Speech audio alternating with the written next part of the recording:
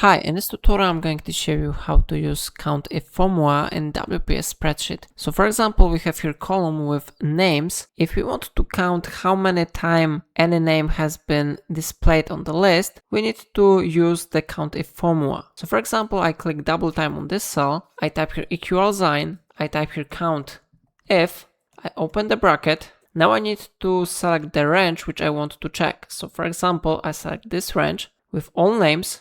Now I type here comma, and now I need to type here criteria. So I type here which name I want to count.